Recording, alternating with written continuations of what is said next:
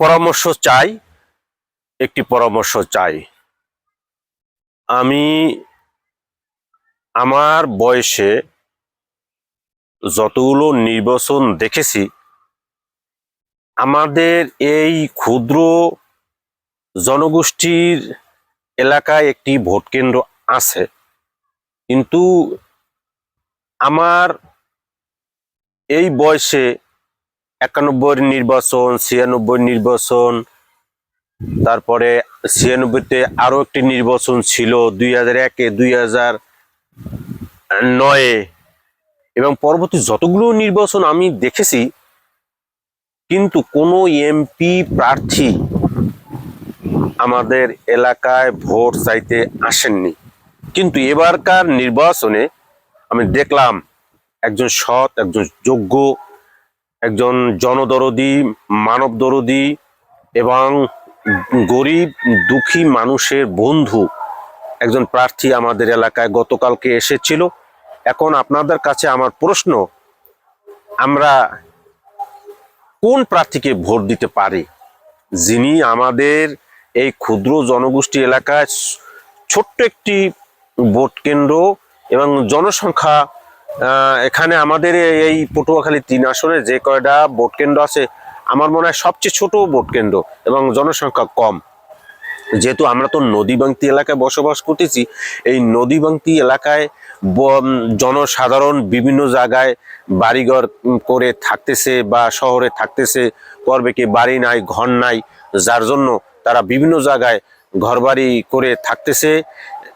যার কারণে আমাদের এই ভোট কেন্দ্রের অধীনে ভোটার সংখ্যা খুবই কম, খুবই কম। এই জন্য অনেক প্রার্থী আমাদের এলাকায় ভোট যখন হবে, তখন আর আমাদের কাছে তেমন একটা মূল্যায়নের মনে করে না, আমাদেরকে তারা তেমন একটা মূল্যায়ন করেন, কোনো প্রার্থী আসেননি। কিন্তু এইবারকার নির্বাচনে 2026 সালের এই জাতীয় সংসদ নির্বাচনে একজন প্রার্থী অবশ্যই এসেছেন এবং আমাদের ডাকে সাড়া দিয়েছেন। আমরা যেসব অসহায় নদী ভাঙতির মানুষ এবং চাকরিবিহীন, বেকার এবং জেলেরা নদীতে মাছ ধরে, মাছ নেই, মানে খুব অসহায় অবস্থা, তবুও আমাদের সেই কাঙ্ক্ষিত প্রার্থী আমাদের এলাকায় এসেছেন এবং আমাদের দুঃখের কথা শুনেছেন।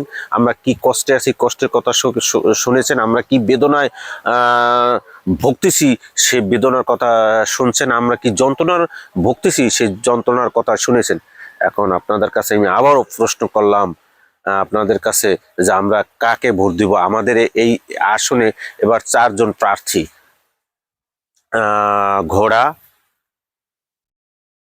দাড়িপাল্লা, হাত পাখা আর এলো ট্রাক, এই 4টে প্রার্থী।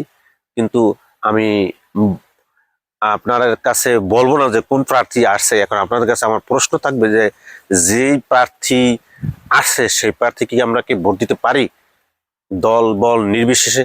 কারণ ভোট দেওয়া অধিকার এবং এটা আমাদের নাগরিক অধিকার। এই স্বাধীন দেশে স্বাধীনভাবে বসবাস করতে হলে অবশ্যই আমাদের ভোট কেন্দ্রে যাওয়া উচিত। আমার মতামত থেকে আমি বলেছি, জানি না আপনাদের কারোর কাছে ভালো নাও লাগতে পারে আমার এই কথা বা আমার এই পরামর্শ বা আমার বক্তব্য, কিন্তু আমার যদি ভুলভ্রান্ত হয়ে থাকে আপনারা নিজ গুণে ক্ষমা করে নেবেন।